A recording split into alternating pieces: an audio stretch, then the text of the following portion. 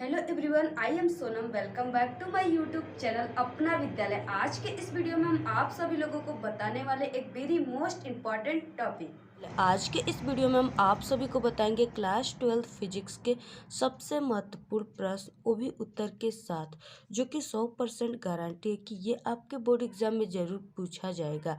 तो आप बस इन प्रश्नों को तैयार कर लीजिए, पढ़ लीजिए, आपका अच्छे मार्क्स आपके बोर्ड एग्जाम में आएंगे। तो यहाँ पे हम आपको बताएंगे 5 सबसे महत्वपूर्ण प्रश्न उत्तर, जो कि बहुत ही इम्पॉर्टेंट है। तो आप सभी को सबसे पहले वीडियो को लाइक कर देना है और चैनल पे नए तो चैनल को सब्सक्राइब कर दीजिएगा और ज़्यादा से ज़्यादा आप लोग हमारे इस वीडियो को शेयर कीजिएगा अपने फ्रेंड में। तो चलिए स्टार्ट करते हैं सबसे इम्पॉर्टेंट क्वेश्चन आंसर। तो हमारा जो फर्स्ट क्वेश्चन है वो है कि 3 संधारित्र C1, C2 और C3 श्रेणी क्रम में जुड़े हैं, इनकी समतुल्य धारिता का व्यंजक प्राप्त कीजिए। ठीक है, यहाँ पे इस तरीके से, यानी कि ये क्वेश्चन ही आपका है। ठीक है, आप लोग इसको न्यूमेरिकल मत समझ लीजिएगा, ये क्वेश्चन इसी तरह के आपके फिजिक्स में क्वेश्चन आते हैं कि 3 संधारित्र है, यानी कि संधारित्र को किससे शो करते हैं, C से शो करते हैं। तो C1, C2 और C3 है, जो कि श्रेणी क्रम में, किसमें, श्रेणी क्रम में जुड़े हैं। इनकी समतुल्य धारिता जो है उसको ज्ञात करना है, यानी कि धारिता C को ज्ञात करना है। तो चलिए अब स्टार्ट करते हैं। तो यहाँ पे देखिए जो हमारा फर्स्ट क्वेश्चन रहा, जो कि बहुत ही इम्पोर्टेंट है और इसी तरह के क्वेश्चन आपके बोर्ड एग्जाम में आते हैं। तो यहाँ पे देखिए दिया हुआ है फर्स्ट क्वेश्चन, 3 संधारित्र C1, C2 और C3 श्रेणी क्रम में जुड़े हैं, इनकी समतुल्य धारिता का व्यंजक प्राप्त करना है। तो सबसे पहले हम इसको डायग्राम के माध्यम से देखेंगे कि ये C1 और C2, C3 किस तरीके से श्रेणी क्रम में जुड़ा हुआ है। तो यहाँ पे देखिए जैसे एक C1 यहाँ पे ऐड है, एक C2 यहाँ पे और एक C3 यहाँ पे ऐड है, और इसके बाद इसका ये वाला भाग जो है पृथ्वी से ऐड हो गया है। ठीक है, फिर उसके बाद यहाँ पे हमने इस तरीके से, तो यहाँ पे हो गया C1, C2 और C3, जो कि श्रेणी क्रम में क्या है, ऐड हो गए हैं। और फिर उसके बाद यहाँ पे देखिए माना कि संधारित्र की जो प्लेटों के बीच का विभवांतर है वो क्रमशः कितना है, V1, V2 और V3, यानी यहाँ पे हमको मान लेना है। तो यहाँ पे C1 की जगह V1, V2 और V3, यानी कि इसमें क्या है, V1, V2 और V3 क्या है, विभवांतर उत्पन्न हो रहा है। ओके, और इसके बीच यहाँ पे V, यानी कि हमें तुल्य विभवांतर भी ज्ञात करना है। ठीक है, तब जाके तुल्य धारिता ज्ञात होगा। तो यहाँ पे ये हो गया डायग्राम। अब इसके बाद देखिए अब किस तरीके से इसको सॉल्व करेंगे। यहाँ पे देखिए जो V बराबर होता है वो क्या होता है, Q डिवाइड C। ठीक है, V बराबर Q बाई C होता है, ये फॉर्मूला। अब हमें क्या करना है कि V1, V2 और V3, यानी कि V1 बराबर यहाँ पे Q डिवाइड बाई C1। ठीक है, इस तरीके से V2 बराबर Q डिवाइड बाई C2, इस तरीके से हमें अब इसी फॉर्मूले पर इन तीनों का मान लिखना है। ठीक है, तो यहाँ पे हम लिख लेते हैं V1 बराबर Q divide by C1। Q1 नहीं रहेगा, ठीक है, क्योंकि Q का मान क्या है, कॉमन है। तो यहाँ पे फिर उसके बाद यहाँ पे हो जाएगा V2 बराबर Q डिवाइड बाई C2, और यहाँ पे V3 बराबर Q divide by C3। Okay, तो ये हो गया। अब इसके बाद देखिए जहाँ जो Q है वो संधारित्र की प्लेटों के बीच का क्या है, आवेश है। जहाँ क्या Q क्या है, Q जहाँ है संधारित्र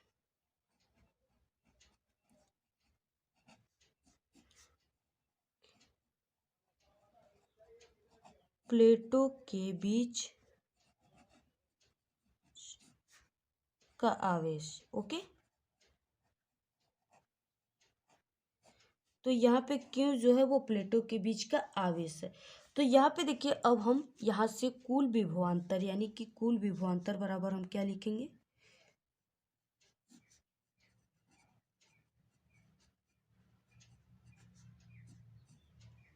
तो यहाँ से हमारा कुल विभवांतर यानी कि V बराबर हो जाएगा V1।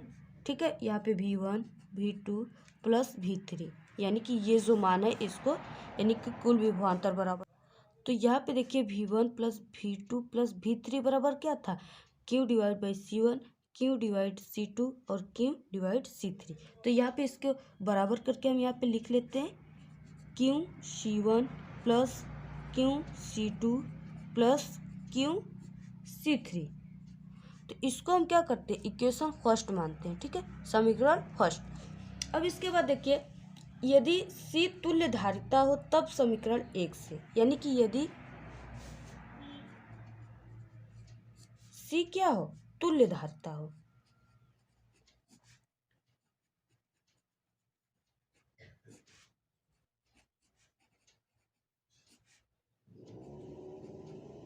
तब समीकरण 1 से,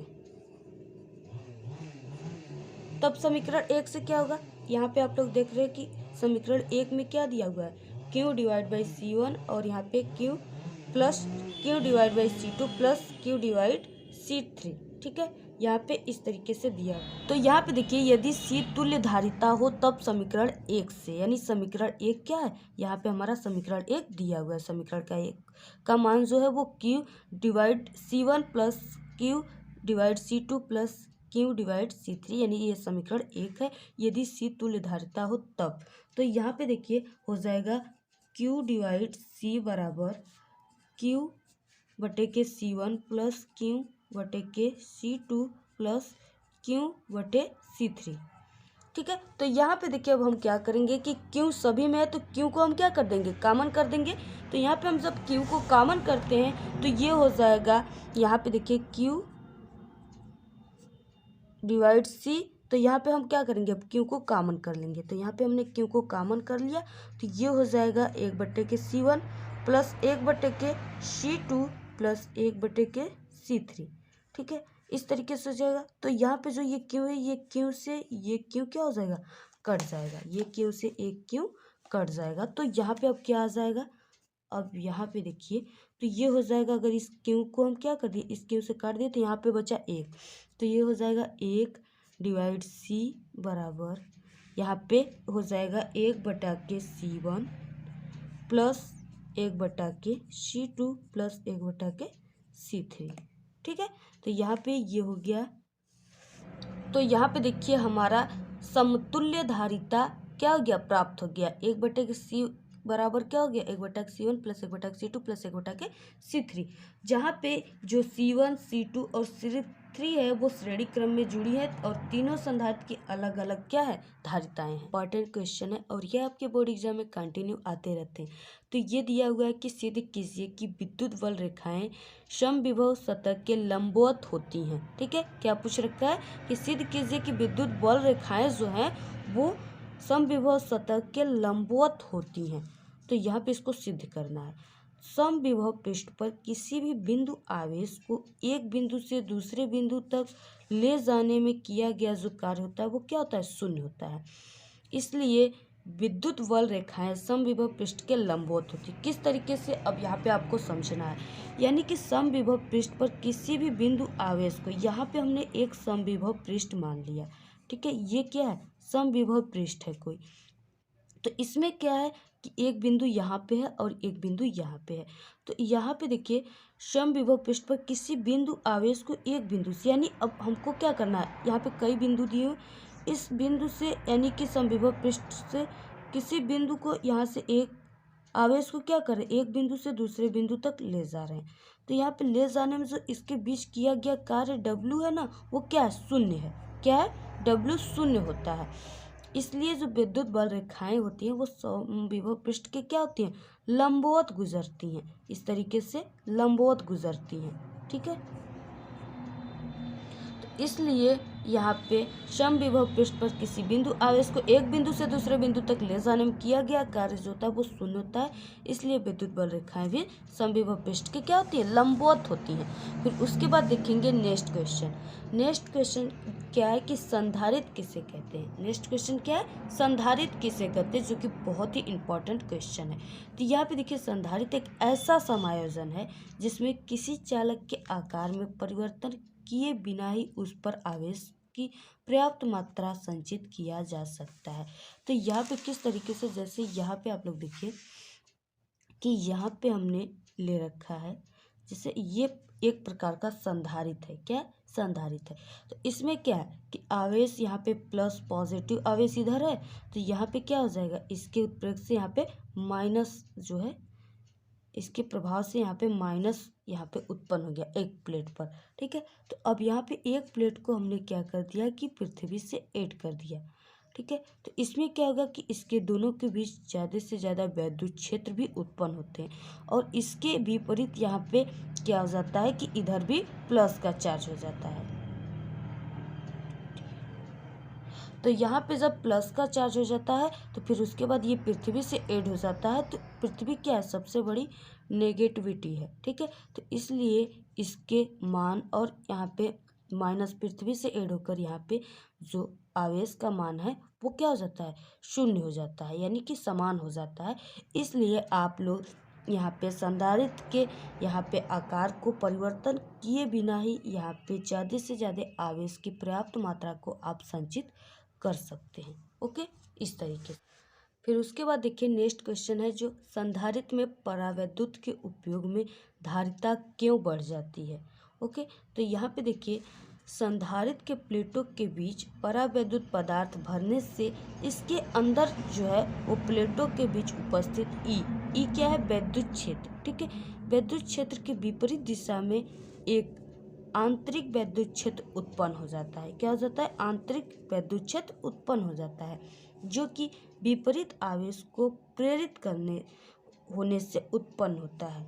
अतः प्लेटों के बीच विभवांतर घट जाता है और धारिताएं क्या हो जाती हैं, बढ़ जाता है। किस तरीके से, यहाँ पे आप फार्मूले से भी याद कर सकते हैं। यहाँ पे देखिए V बराबर जो होता है वो Q/C होता है। तो यहाँ पे क्या होता है कि जब विभवांतर क्या होगा, घटेगा, तो धारिता क्या हो जाएगी, अपने आप बढ़ जाएगी।